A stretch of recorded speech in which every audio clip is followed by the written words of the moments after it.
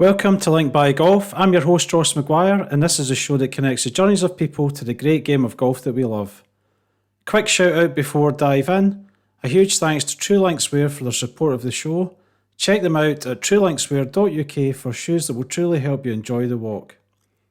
Listeners can get a 15% discount at truelinkswear.uk by using the code LNKDBGolfTL. That's LNKDBGolfTL for 15% off across the entire website. Today I'm joined by Nick O'Hearn, former PGA Tour pro, President's Cup competitor and co-host of Australia's most listened to golf podcast, Talk Birdie to Me.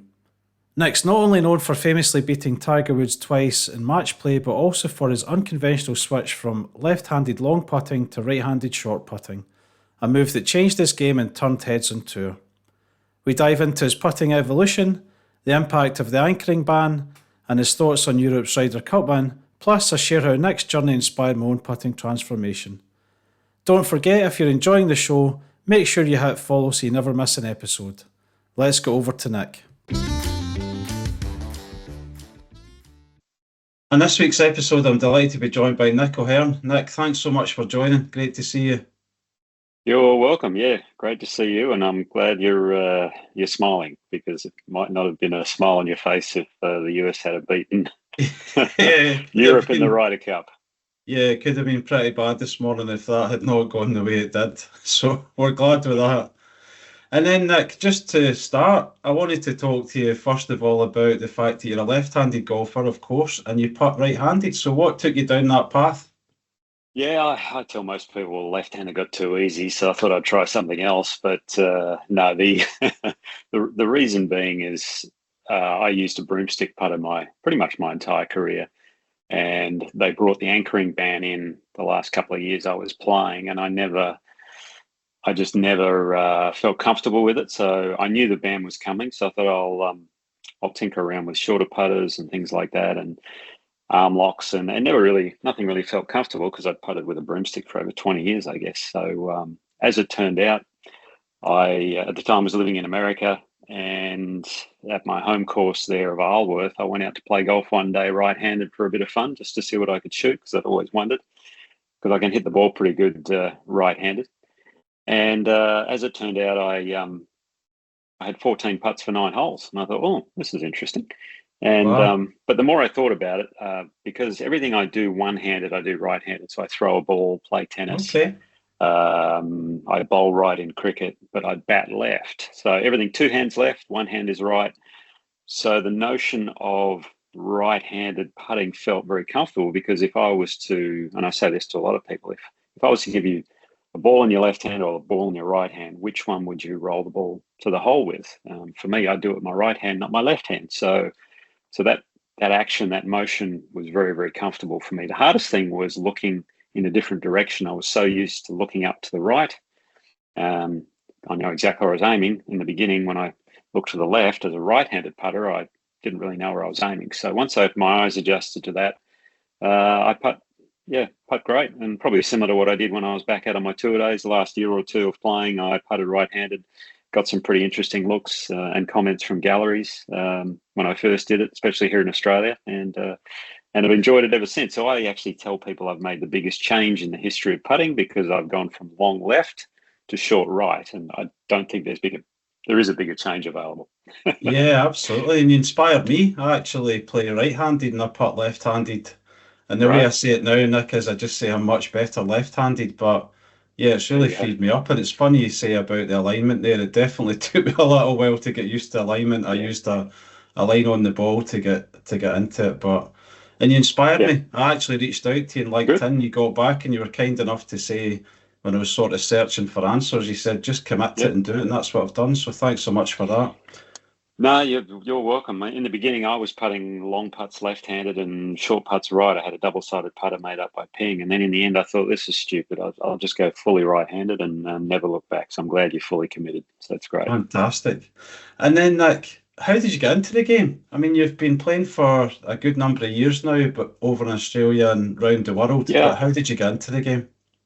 Oh, initially, I just did whatever my dad did, and my older brother, who was both golf nuts.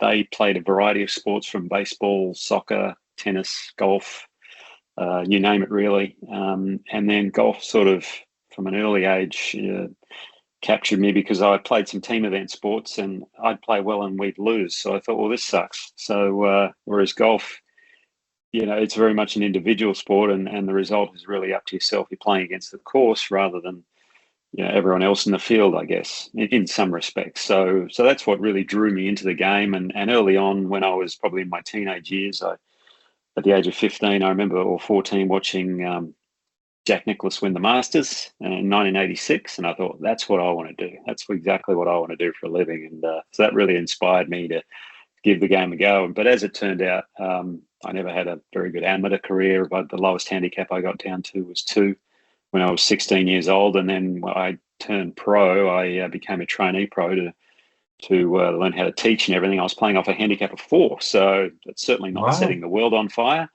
And I completed that when I was 22 years of age, my 3-year traineeship, and I became a club pro, a teaching pro at a couple of public courses in Perth in Western Australia. And then for a few years, tried to keep playing and practicing and tried to improve, but if anything, I was going in the opposite direction. So, for me, my big turning point, I'm probably skipping a few steps ahead here, but my big turning point was when at the age of 25, when I managed to shoot scores of, I remember this like it was yesterday, unfortunately. I shot scores of 88, 86, 82 to finish dead last in a tournament in Western Australia. And my wife and I at the time, Alana, we got married pretty young, but she was my wife at the time. She said, look, if you want to give this a go, we really need to, set a plan in motion and have some sort of direction. Because up until that point, I'd really just been meandering along and not really knowing anything about my game. So we put a 3-year plan in motion and away we went. So it was fantastic. And what age were you at that point, Nick?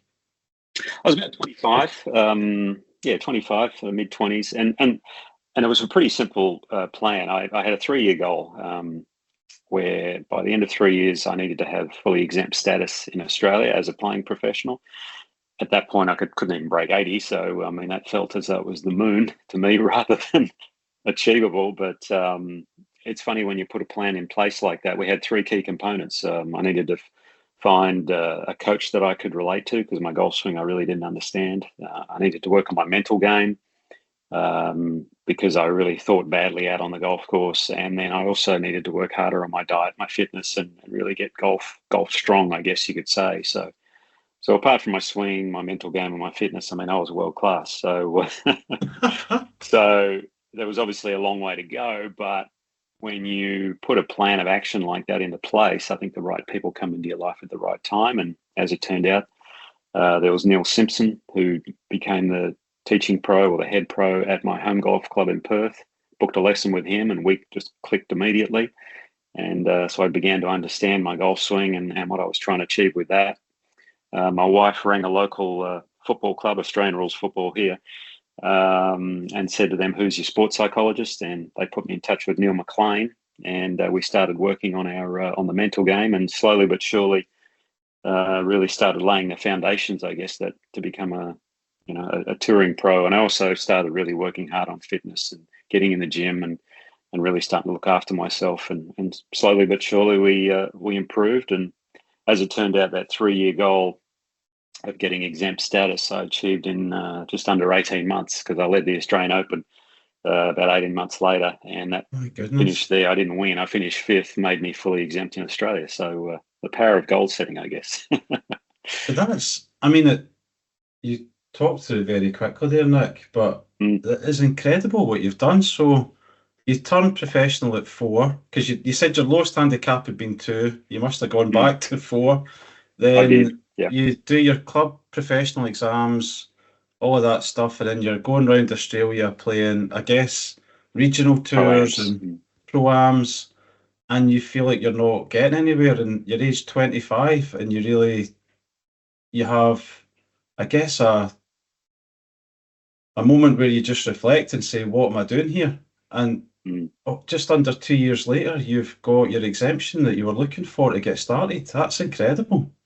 Yeah, it was a crazy sort of time, I guess, where I think one of the biggest keys was when I was working with the sports psychologist, especially Neil McLean.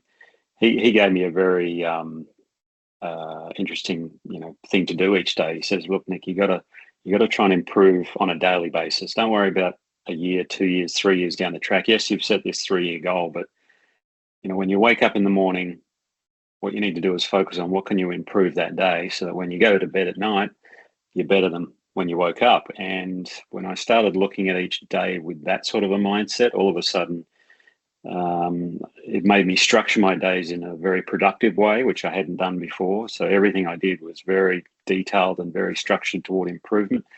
And then it's funny how you can just improve just through structuring your day in the correct fashion, because you add those days up over time and all of a sudden you've improved out of sight without even realizing it. And that's really what happened to me. I started, my scores started coming down. I started winning some local pro-ams and then some 2-day events and 3-day events. And I got my card at Q School in Australia, and then Monday qualified for the 1997 Australian Open, and carried my bag the first round, as it turned out, because my wife Alana was back in Perth and I couldn't You afford a carried your own caddy. bag in the first round. Carried my own bag at the Australian Open, shot 67. She then flew the red eye across the Thursday night. I picked her up from the airport Friday morning, and we went straight to the golf course. I shot 66. I'm leading the Australian Open, and Wow.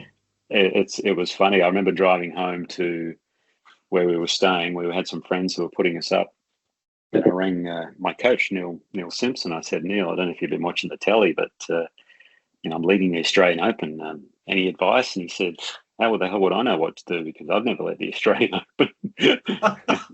So he couldn't offer me much. But I rang the other Neil McLean, the sports psychologist, and he gave me some good things to work on.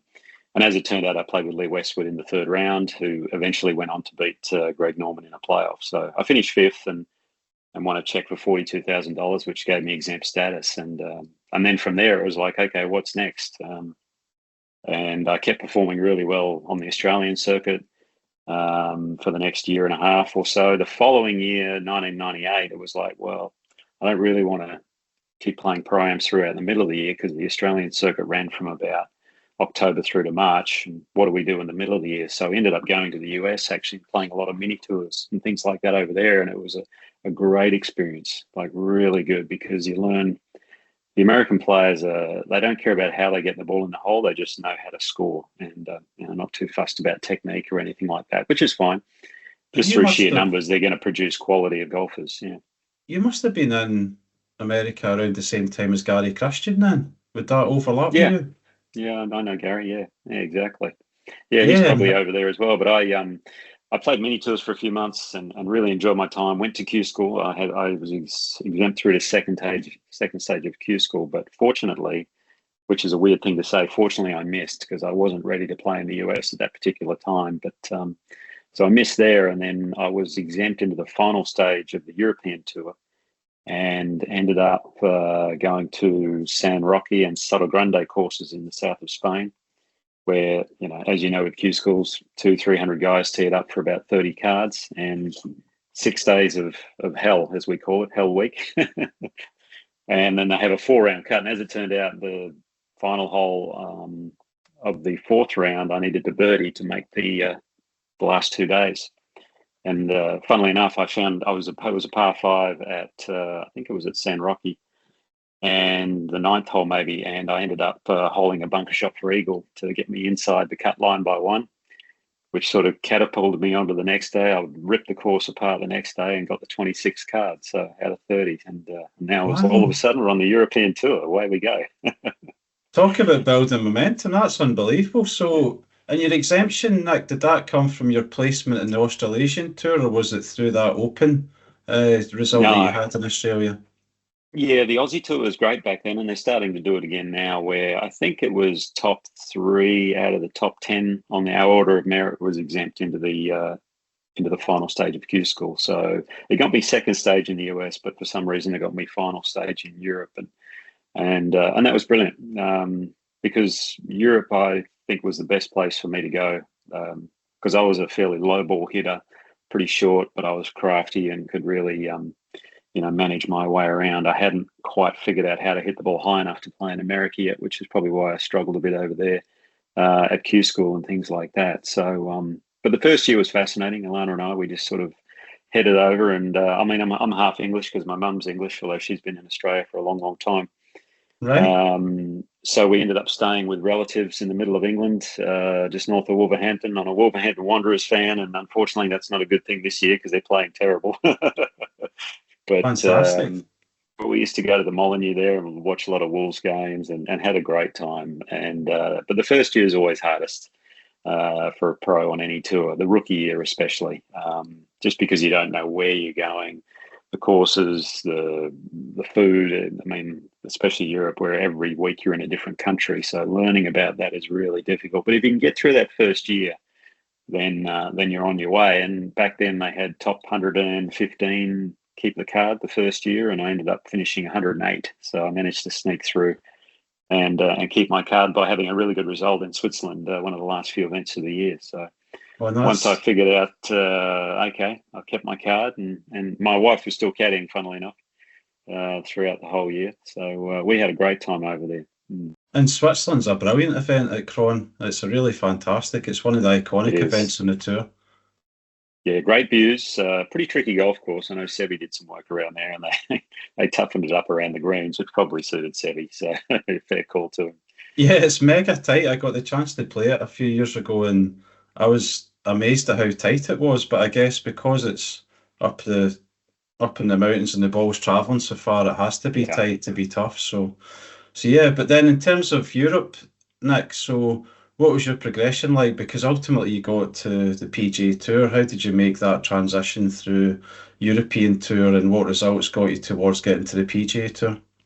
Yeah, well, that first year it was about just maintaining my card, I guess. And then the second year, it's funny, the first few months, my wife Alana, she said, look, if we're going to stay married, I think we need to find you a caddy rather than me carry the bag all the time. So as it turned out, playing the event at the Belfry, and I played nicely to make the cut pretty comfortably. And then there was my wife had been talking to a few different people about, who's available and things like that. And as it turned out, there was a guy who used to caddy for Gary Evans.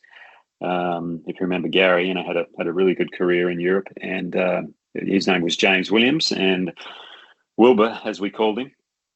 Alana got him to caddy for me on the weekend at the Belfry, and straight away we hit it off, and he became my caddy for about 13 years after that. And once I had him on the bag and saw, I guess, what a professional caddy does and how they can help their players, we very much became a team unit as to how we went about the daily process again. It all came back to that, is what I used to tell him. I said, mate, I'm at the golf course, I'm here to do a job, I'm working, and we're not going to be here just to make up the numbers. We're going to, try and improve on that daily basis and do as well as we can. And throughout, my European years, I was probably there for 8 or 9 years playing, I guess. Every year my goal was just to get better that next year. And slowly but surely, I think the first year I was 108, then I was maybe 70 on the money list, then I came down to 40 and then 30 and 20, and progressively just kind of made my way up or down the money, the rankings there. And in the end, what happened was my world ranking had got down into the top 50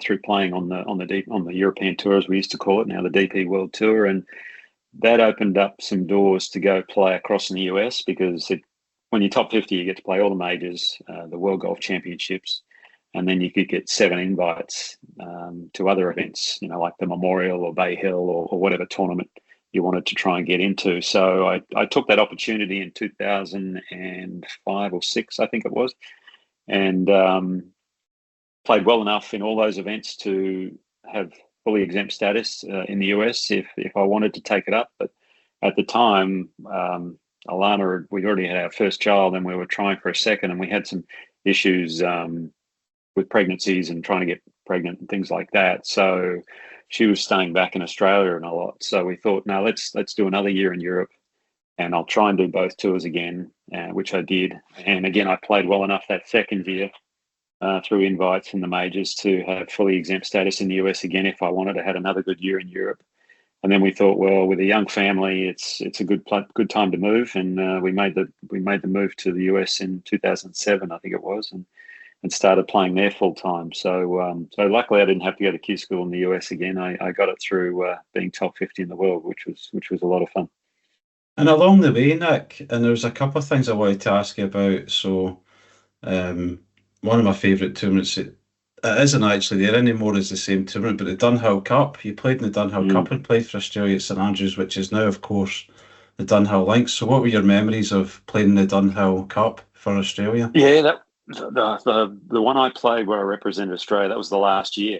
It was country versus country, and it was the first time I think I'd ever played, and maybe the second. I can't remember actually where I played St Andrews, because I played 2 British Opens at St Andrews, the 2000 and 2005. But when I played the Dunhill Cup, my partners were Peter O'Malley and Stephen Leaney. We had a great time. I played really well every day. I think I played against the opening round. We played against the US, and I played against Larry Mize and shot 65. So I remember that vividly. I bet you. And won that comfortably. The next round, I played against Asao Aoki, a Japanese sort of legend of the game, and I holed about a 15-footer on the last to beat him by a shot. So that was a lot of fun. And then I played, so I think we won our first 2 rounds, and then we were playing the quarterfinals against Argentina. And I'm trying to remember who I played. I don't think it was Angel Cabrera. It might have been Jose Caceres or someone like that. And I beat him as well, but unfortunately the other 2 guys lost. So we got knocked out. I won 3 matches, which was a lot of fun. But I really enjoyed the Dunhill. It was such a great event. It's just a shame it moved from the country to the Pro-Am format. But at the same time, the Pro-Am format, the Dunhill, probably became my favourite event as well, because you just through the people you play with and you meet. And I've had some great pairings over the years. We have a famous cricketer here called Steve Waugh, who you may or may not have heard of.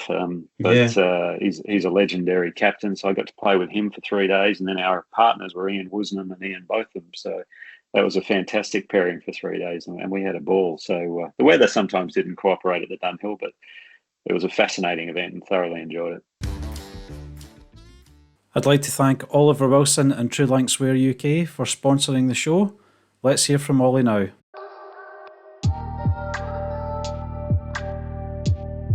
The OG3 Pro is the natural evolution of the OG range.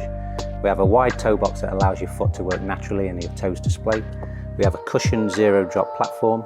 It's flexible, minimalist to allow you to feel the ground. It's waterproof and an aggressive, spikeless outsole. And of course, it's tour tested.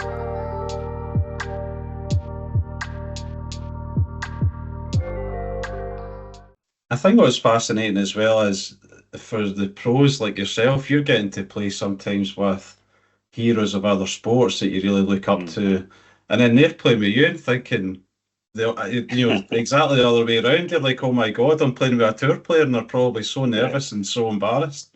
So it's a really good format in that way. It is, yeah, and it's funny. Because most tournaments we obviously have a Wednesday Pro-Am before a tournament begins. The Dunhill is very different, given we play with them for 3 days, maybe 4 if they make the cut. And then same in the US, they have the Pebble Beach event is a similar format, and you see these actors and sports people and CEOs of big companies absolutely crap themselves because they're just not used to it. Because they're out of their depth or out of their element. My favorite thing that I always used to say to them, if they were nervous, I'd walk up to them and I'd pat them on the shoulder and I says, "Don't worry, don't be nervous. No one cares what you shoot."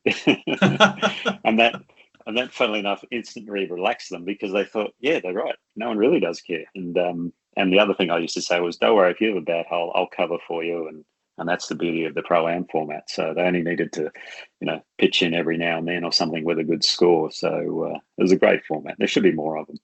Yeah, absolutely. And then you played in the World Cup as well. I mean, that was another event that I thought, it's really sad that it's gone away, but what were your memories of representing Australia there? Yeah, a couple of times, 2004, 2007. Again, one of the years was with Stephen Leaney. And then the other year was Nathan Green. We were up in Asia. I think the first time we were in Spain somewhere. But yeah, it's always fantastic representing your country. As a golfer, I never really expected it, to be honest.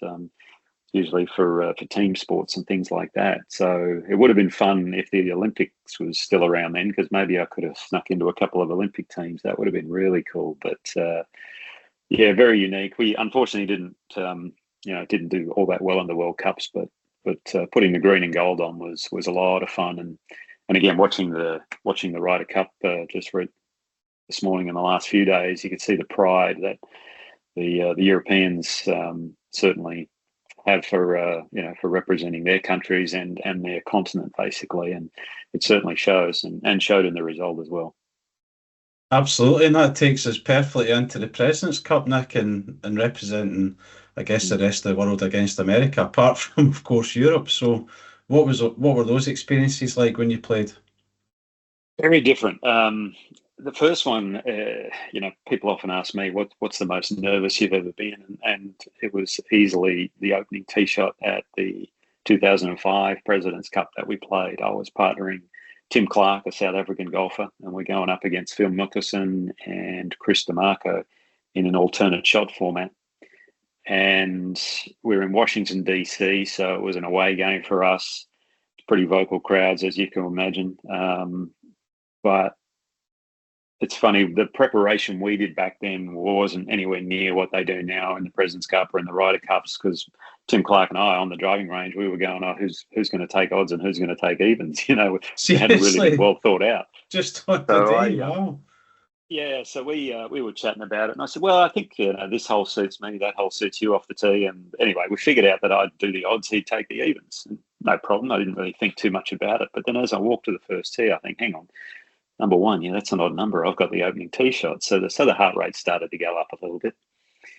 As we get onto the tee, it's packed. There's thousands of people in the grandstand, and our respective captains are waiting for us. Mine is Gary Player, 9-time major winner.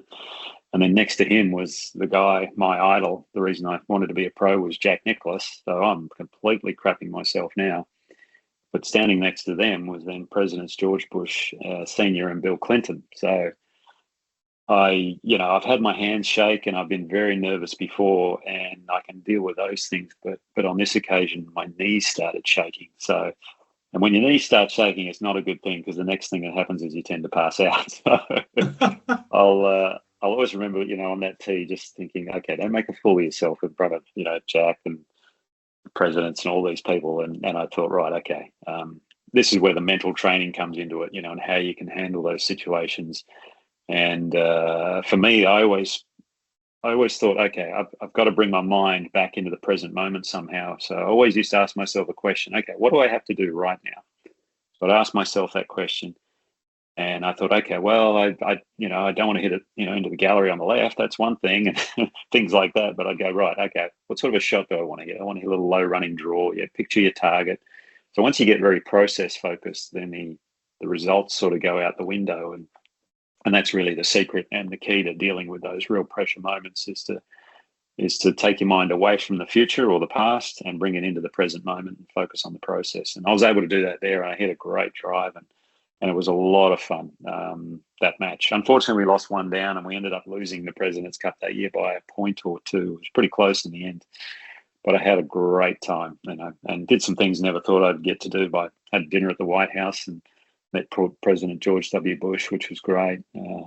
Had a really good time. And having 11 other teammates and the vice captains and Gary, obviously, and that sort of group around you felt very unique in a golf setting, because it's a very individualistic sport, and to have all those guys with you, that you can pick their brains and talk to them about what they do in certain situations, was so useful for my career going forward. Yeah, and one of the things I wanted to pick up on after that was you had the President's Cup there, and there's, of course, that great experience playing with the team, but you said it helped you individually. So if we look at the WGC, again, a set of events that no longer exist, you're famous for your victories against Tiger Woods, and I'd love you to talk about your mentality going into those, and what you'd learned before playing Tiger, and how you took that mentality into the game, and how it went. Well, I'd always grown up playing match play. So we have what's called club pennants here in Australia, where a club would take on another club, play individual match play pennant matches. And so I love that sort of one-on-one. You've only got to beat one person mentality. You don't have to play well. You just got to beat the other person. Obviously, it helps if you play well. But going into the first match against Tiger was 2005, earlier that year before the President's Cup. And My caddy Wilbur and I, we sat down the night before and said, right, how are we going to beat this guy? You know, he's number one in the world. He's on a pretty good streak of playing some good golf and doing some pretty historic things. And we came up with a plan, a very simple one, which was based around the fact that Tiger had only ever won any of his majors up until that point where he'd been leading or tied for the lead going into the last round. He never won coming from behind, which told us that he's the ultimate front runner. If he gets the lead, you're kind of done. And we were treating this as though it was the last round, 18 holes of a major. So the plan was get ahead and stay ahead. I mean, it's pretty simple, but easier said than done. But we knew that going into the match. On the first tee, you know, he unloads one down there, and first time I'd ever played with him. And it was so impressive. You know, and I hit my Sunday best. I mean, I ripped this thing, and I'm about 30 or 40 meters behind him, which is no surprise because I'm a pretty short hitter anyway. He's a long hitter. But as it turned out, on the first green, I had an 8-foot putt to halve the hole because I'd missed the green. I'd splashed it out of the bunker, and he'd two-putted for his par. And I'm lining up this 8-foot putt, and I'm a bit not quite sure of the line. And I bring Wilbur in. I say, "What do you think of the line here? Is it right edge?" And he says, "What do I think?" He says, "I think this is for the match." Seriously, which is a pretty big call to make because, you know, some players would go, "Hey, you can't say that," but we had an understanding. I said, "No, when I need to hear it, you need to tell me some stuff. You know, you really need to lock me in." And he knew that we had a plan. We can't get behind. I have to make this putt. So he just said it to me. He said, "This is for the match. You've got to make this putt." So anyway, I went through which then locked me into my process. I knocked that in, birdied the next 2 holes. So I went 2 up after 3 and just played fantastic all day. I held the lead all day, never got behind, and ended up winning 3-1. Which was great. And I didn't really have much time to think about it because I had to go back out in the afternoon and play again. And interestingly enough, in the afternoon, I was playing against your Ryder Cup captain, Luke Donald, in the afternoon. And unfortunately for Luke, I was playing good, so I wiped the floor with him pretty good. I beat him 5-4 in the afternoon. So to continue on, what was the crowd like when you're? I know it's obviously not the President's Cup in this context, but it's match play. It's in America. What was it like with the crowd? That year it wasn't too bad. They, you know, they were obviously pro Tiger, but they didn't really know much about me, so they couldn't really get stuck into me, if you know what I mean. I was more of a up and comer and hadn't done much on the US scene, especially. I'd been playing over in Europe more so. But 2 years later, they knew all about me. I had another rematch with him 2 years later, and we were in Tucson in Arizona, a place called Dove Mountain. And I'd just beaten Rory Sabatini actually in the previous round to play Tiger, and Rory and Tiger were having a bit of a jousting match at the time. So that was a sweet one over Sabatini. But going into the second one, Tiger was on a historic run because back in 1945, Byron Nelson won 18 tournaments in 1 year. 11 of those he won in a row. Now, leading into the match play that year, Tiger had won the previous 7 events. So the match play would be his 8th, and everyone was talking about him breaking Byron Nelson's record. So as you can imagine, that day, no one wanted me to win. They all wanted Tiger to win, and the crowds were huge. And Alana was there with me, and she said, should I come to the golf course? I said, no, stay away. Stay back at the hotel, because I got abused really good that day by a lot of people. Because the golf course, the way it was set up, there was a lot of long walks from the green to the next tee. It was sort of a motorized kart course where you'd have 200-meter drives to the next hole. And so there was a lot of walking between holes, and they had security everywhere, and they were laying into me. I mean, calling me every name in the book. And, wow. Oh, yeah. But it was a lot of fun for me because I'd never experienced it. And being an Aussie, we just don't really care. So, but as it turned out, again, going into the match, I had the same mentality: get ahead early and stay ahead. But turned out through 7 holes, it was a miserably cold day. Really, the weather was awful. I was even par through 7 holes, and I was 4 up because Tiger was playing terrible, like horrific golf. Wow. But then on the eighth hole, he hit this shot and he gives it the big club twirl, as he does. Oh, dear. And I look at I look at Wilbur. He looks at me, he says, he's found it. And I said, yep, he's found it. And sure enough, the chest went up, and you could just see the body language change, and he starts making birdie after birdie after birdie. And he ended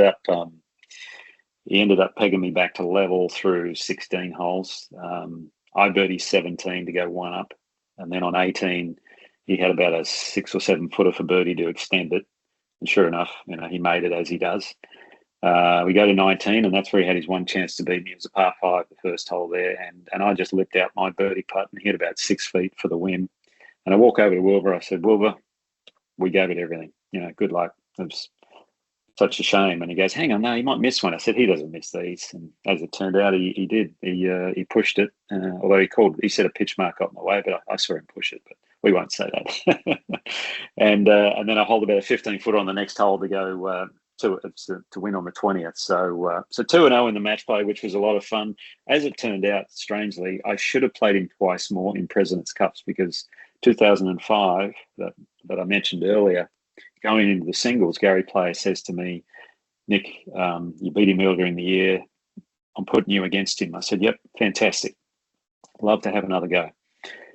Angel Cabrera put his hand up and he said, no, Nick, I want him. I said, okay, well, I've already beaten him. You can have him. Have a go. So, and then 2 years later, we played the President's Cup again. This time we're in Montreal in Canada. Mike Weir was on the team. And again, going into the singles, Gary said to me, well, Nick, you've obviously beaten him a cup twice now, so you can have him in the singles. I said, yep, no problem at all. But I guess when they did the pairings, Jack Nicklaus spoke to Gary. Gary told me later, he says, look, Jack said to me, because we were getting hammered by the US, I mean, they were going to win. They were so far ahead, probably similar to what, Europe were in front of US going into singles this morning. Jack said to Gary, look, to get the local crowd involved, why don't we get Mike Weir playing Tiger instead of Nick? And anyway, so they agreed to it. And it was unfortunate I didn't get a third go at him, but I'm happy with 2-0. That's fine. Yeah, it's phenomenal. And Nick, I mean, all these experiences and incredible parts of your career, they've led you into a path now where you're doing coaching and commentary and writing. So I'd love you to talk about that as well, and what you've set up with your Play Your Best Golf brand. Yeah, no, that's great. No, well, it's funny. I have a unique perspective on the game, I guess you could say, because I started out as a teaching pro, and then I played for 20 odd years around the world, firstly in Europe and then in the US. And when I think it was probably about 8 years ago now, we're living in the US, and I just was at a point where I was sort of lost my card, got it back, and I was on that fringe sort of playing, and I started playing. I had to play Corn Ferry Tour for a year over there, and I realized, hang on, I found that tour harder than the main tour, because those guys, you shoot 15 under for 4 rounds and you finish 30th. And I think 15 under is pretty good, but it's just the way the courses are set up. And whereas on the PGA Tour, I'd shoot 8 under and finish top 10, which suited me much better. I love tougher golf courses. And I kind of realized, I also found myself in hotel rooms thinking, I don't want to be here anymore. We've got a young family growing up. So I decided to stop playing, and then we moved back to Australia in 2019, back to Melbourne, which is where all the great sandbelt courses are. It was fantastic the first year, and then COVID hit, and it turned out we moved to the most lockdown city in the world, which wasn't a lot of fun. So during the lockdowns that we had here, I wrote my second book. I wrote my first book back in 2016, which is about the mental game, called Tour Mentality. And the second book is called How to Play Your Best Golf. So, because I always wanted to do a follow-up to the mental side with how to play. So, there's so many instructional books out there on how to swing and technique and that, but no one teaches you how to play off a downhill lie, or how to play in the wind, or how to read a green, things like that. So I wrote that book, which was a lot of fun. Started doing a bit of coaching back here in Australia, some corporate stuff. Got into the TV commentary as well, doing all the Aussie events, which is a lot of fun. And then recently I launched a video series called Play Your Best Golf, which is through my website, where people can see over 130 videos at the moment about how to play, all those things that you don't learn on the range. It's about how to use the tee to your advantage, or when it's blowing 40 kilometres an hour wind into you, what do you do, and all those sort of nuances of the game, which I guess I learned and experienced through playing at the highest level. So I've sort of combined the teaching and aspect with the playing aspect, and come up with this video series, and it's been a lot of fun. So that's sort of what I do now, is all golf related, whether it be a bit of media. I do a podcast myself here in Australia, which is #1, which is great. It's called Talk Birdie to Me. So do that with Mark Allen, the co-host, and we have a lot of fun every week doing that. And then I've got one more golf-related project which we just launched, which is called Gold Golfer, which is a marketplace for secondhand and new golf gear. So rather than buying through Facebook and all that, we wanted to do a dedicated marketplace just for golfers. So that's been a fun project as well. So everything I do is golf-related, which is great. You always got to do what you love, is what I tell my kids, and I'm certainly doing that at the moment. Absolutely. And then in terms of the golfers coming through, or just golfers in general, what would you say is one of the most important lessons you'd love to share with them? What advice would you give golfers? Yeah, it's a good question. I think when players first, for example, when players first get out on tour, they think, well, now I have to get better, which in a way they do, but some of them start searching for things that they don't necessarily have to search for. So what I typically tell players is, look, what got you there is good enough. Now it's a matter of fine tuning it and refining it, and adding elements to your game that don't get too far away from your core as a golfer. Every now and then you'll see a player just completely rebuild their swing or do something completely different. You go, why do that? I mean, that's just getting away from what you normally do. I mean, Victor Hovland's kind of a good example, I guess, but now he is playing much better golf again. There's always those anomalies who can do that thing. But the other thing I think these days is, they talk in terms of teams. We played well, we did this, we did that. I guess I learned early on, you need to have the support team around you, and whether it be a coach, a psychologist, or even mentors and things like that. And that's kind of what I do with some up and coming young pros now. I mentor them and say, look, if you want to give me a call during a tournament about anything, give me a call. I'm happy to chat. They might talk about, well, this course has slower greens or something, and what should I do there? Or they're just feeling uncomfortable going into the final round because they're playing really well and they haven't been there before. And, just sort of helping players out with those sorts of little bits of advice and tidbits, I think, is really important. But I'd say, going back to your question, what got you there is good enough. Don't stray too far away from it, and just build little layers on top of that. Fantastic. And Nick, just wrapping up here, is there anything else you still want to achieve in the game? Oh, well, my golf isn't that good in much. Well, I say not much good on, but still got me off a +3 handicap, so I can get it around. But I don't play, or I don't practice much anymore. I mean, at all. I did have a game yesterday at Kingston Heath, actually, which was a lot of fun. But I played awful, and I hadn't had a game in about a month. So I know what I can do on the golf course, and when you can't do it because you just haven't put the work in, it's kind of a bit demoralising. So achievement-wise, there is one pipe dream. I mean, I always wanted to play one more event, particularly the British Open at St Andrews, whether it be the Dunhill or the Open Championship. Now, that's a complete pipe dream, so I've got to look on the calendar and go, when's the next Open there? How do I pre-qualify, go through all the qualifyings, that sort of thing. So, if there's one thing left to do, that would be it. But other than that, no, I'm quite happy with what I did. I would have loved to have won my Australian Open. I had 3 runners up there, my National Open, but never got to do that, and never will, because I do all the TV commentary now, so I'm quite happy talking about it. It's much easier. Too busy working. Yeah. So no, my playing days are behind me, and I'm very fine with that. Fantastic. Listen, thanks so much for joining, Nick. I really appreciate it. Thank you. No problem, Ross. Cheers. Big thanks to Nick O'Hearn. I hope you enjoyed that as much as I did. I loved hearing about his switch from left-handed to right-handed putting, the impact of the anchoring ban, and his Ryder Cup reflections, and it was a real insight into the mindset of a world-class golfer. If you enjoyed today's episode, please share it with a friend and leave a review. It really helps more people discover the show. I'm Ross McGuire. Thanks for listening. Lomond Golf Tours have helped thousands of guests build bespoke golf trips to create a magical experience. Travel in style, whether executive chauffeur travel, whether it's golf on a major championship venue or one of our hidden gems, 5-star accommodation or a boutique bed and breakfast, or is it whiskey tasting on a private boat? Lomond Golf Tours are here to help build the tour of a lifetime. Whether you're celebrating a special occasion or ticking it off your bucket list, embark on a trip that you'll remember forever.